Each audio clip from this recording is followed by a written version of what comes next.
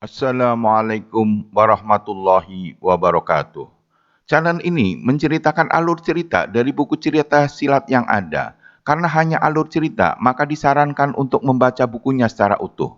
Untuk menambah semangat, saya mengharapkan dukungan pada channel ini dengan cara subscribe, like, comment, and share kepada teman-teman. Kali ini saya menceritakan alur cerita Suling Emas, lanjutan dari cerita Bokek Xiansu atau Manusia Dewa, karangan Asmaraman Kopingho. Jilid 7. Kweseng menegur perbuatan kakek cebol dan kakek cebol itu meloncat-loncat. Aku orang tua tanpa tanding, selamanya belum pernah ada orang berani memakiku. Kweseng heran, karena kakek itu memiliki nama yang membayangkan kesombongan. Kweseng dan orang tua tanpa tanding saling menyanggah, saling beradu argumentasi, dan akhirnya bertarung. Ternyata kesaktian orang tua tanpa tanding luar biasa.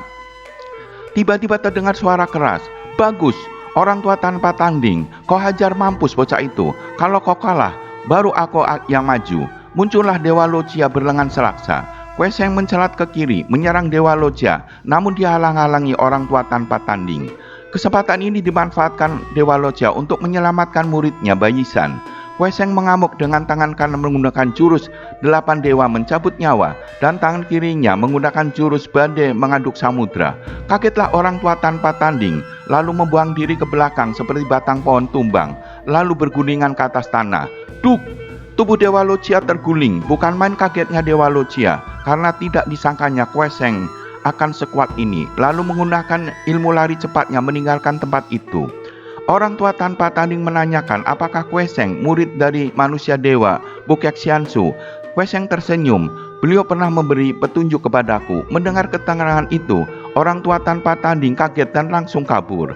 Kweseng berjalan menyusuri hutan. Tiba-tiba terdengar suara orang tua tanpa tanding. Ternyata Kalisani sedang memohon menjadi murid orang tua tanpa tanding. Diterima dengan syarat Kalisani harus gundul. Lalu berkata, selamanya aku tidak menerima murid, akan tetapi karena si Manusia Dewa telah menurunkan kepada Jembel Tengik, mengapa aku tidak? Muridku, hayo kau gendong aku, dan jangan berhenti sebelum ku minta, biarpun kedua kakimu akan patah-patah.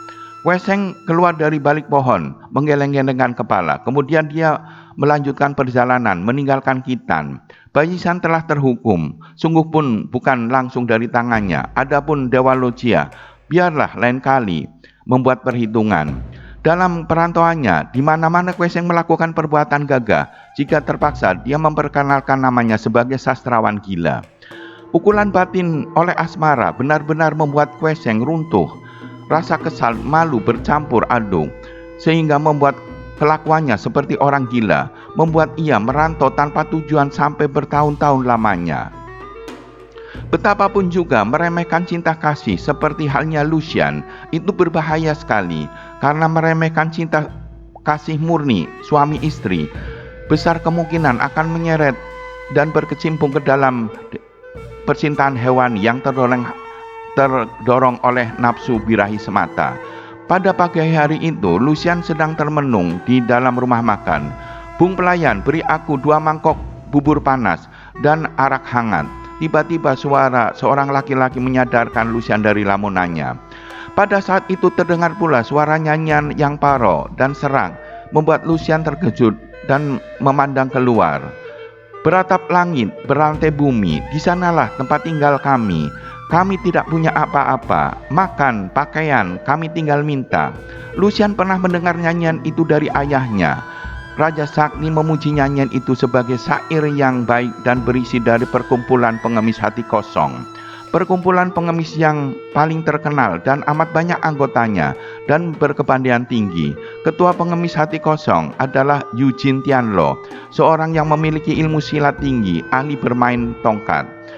Hanya perkumpulan pengemis selaksa bunga di pantai timur sajalah yang dapat menandingi kebesaran nama perkumpulan pengemis hati kosong. Muncullah 3 orang pengemis. Si pengemis muda menggerakkan tangannya dan menyambarlah sinar ke arah leher laki-laki itu. Laki-laki itu mengangkat sumpitnya, paku hitam yang menyambar lehernya. Kemudian tangannya memegang sumpit, melemparkan lagi paku itu dan menyerang kepada pemiliknya. Aku Tan Hui, laki-laki yang tidak pernah berlaku pengecut. Setahun yang lalu, urusanku dengan perkumpulan pengemis hati kosong sudah kubereskan dengan Eugene Tianlo. Kami berdua saling menghargai dan bersahabat. Pengemis lainnya mencabut golok dan langsung menyerang, namun dua buah sumpit melayang mengenai kedua pengemis dan membuat goloknya terjatuh. Melihat kenyataan itu, ketika pengemis itu mengembalikan badan sambil menuntun pengemis muda terpincang-pincang, mereka meninggalkan tempat itu. Lucian kaget mendengar laki itu bernama Tan Hui, pendekar pedang terbang, seorang yang kabarnya amat lihai ilmu pedangnya dan terutama sekali ilmu meringan tubuhnya tanpa tanding. Akhirnya mereka saling berkenalan dan duduk semeja, saling berhadapan. Lucian bertanya, kenapa Tan Hui dimusuhi pengemis hati kosong? Kabarnya pengemis tersebut adalah perkumpulan yang baik. Tan Hui menarik napas panjang. Aku yang hidup sebatang karya, merantau kemana yang aku suka. Setahun yang lalu, 5 orang anggota pengemis hati kosong melakukan penyelewengan di kota Tong'an. Mereka minta derma secara paksa. Tidak itu saja, malah seorang di antara mereka telah menculik putri seorang hartawan dan memperkosanya. Aku turun tangan memberi hajaran kepada mereka dan membunuh si penculik. Aku sangka urusan sudah berhenti di situ. Tidak taunya, ketika melakukan perjalanan, aku dihadang dan dikeroyok 30 orang pengemis hati kosong yang mendendam atas kematian seorang temannya. Aku lalu pergi langsung mencari Eugene Tianlo, menceritakan semua urusan itu. Eugene Tianlo marah kepada anak buahnya. Mereka malah menghukum mereka dengan menurunkan tingkat. Urusan itu sudah beres. Sampai 2 pekan yang lalu, mereka menculik anakku yang baru berusia 5 tahun yang kutitipkan kepada pamannya karena istriku meninggal 2 tahun yang lalu. Mereka meninggalkan pesan bahwa kalau aku menghendaki anakku selamat, aku harus menyerahkan diri. Markas perkumpulan pengemis itu berada di kota Konghu, hanya 20 li dari sini. Adapun Eugene Tianlo biasanya berdiam dalam kuil tua di luar kota. Harap Nona Lu tidak ikut campur karena baik untuk namamu kelak. Karena tiba-tiba Lucian serentak bangun berdiri. Apa peduli akan pendapat orang luar? Aku suka membantumu. Tentang kau seorang duda, apa salahnya? Aku pun seorang janda. Kita maju bersama untuk menghadapi perkumpulan pengemis itu. Seorang duda dan seorang janda, mana mungkin ada yang lebih cocok lagi? Tiba-tiba serombongan orang kelihatan berlari mendatangi. Mereka dari perusahaan pengantar barang kuda angin. Mereka minta bantuan kepada Tan Hui karena telah dirampok, dan jika tidak mampu merampas kembali 5 buah peti, pasti perusahaan kami akan bangkrut dan semua masuk penjara. Karena Lucian tidak tertarik urusan pengantar barang, maka diminta menunggu sementara Tan Hui membantu pengantar barang. Mengapa terjadi perubahan besar pada perkumpulan pengemis hati kosong? 3 bulan yang lalu, seorang laki-laki berusia 30 tahun lebih bernama Pao Qi Lui, berasal dari pantai Pohai, datang merebut kepemimpinan perkumpulan pengemis hati kosong dengan mengalahkan petinggi perkumpulan dan membunuh Eugene Tianlo. Pao Qi Lui adalah murid seorang sakti pertapa dalam gua-gua sepanjang pantai Pohai. Akan tetapi ia tidak dapat menahan gelora nafsunya, lalu menculik dan memperkosa seorang wanita nelayan, membunuh suami wanita itu dan beberapa orang keluarganya yang hendak membela. Gurunya yang sudah tua juga dibunuh dan diambil kitab-kitab gurunya dipelajari hingga mempunyai kepandaian tinggi. Setelah Pao Qi Lui menjadi ketua perkumpulan pengemis hati kosong, maka berubah total perkumpulan pengemis itu.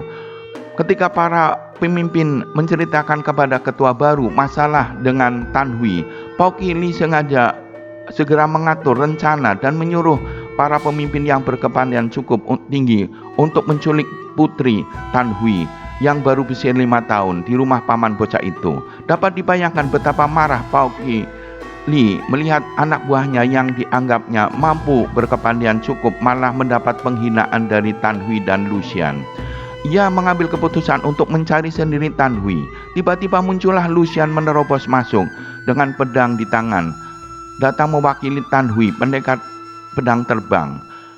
Mendengar Eugene Tianlo telah tewas dan ketua perkumpulan pengemis itu sekarang Pao Qili, maka mengamuklah Lucian. Pao Qili terkejut melihat kelihayan Lucian, lalu memerintahkan para pengemis tua yang berilmu tinggi mengepung dan mengeroyok Lucian. Namun tanpa diketahui, seorang demi seorang pengeroyok itu terjungkal roboh karena tangan dan kakinya lumpuh.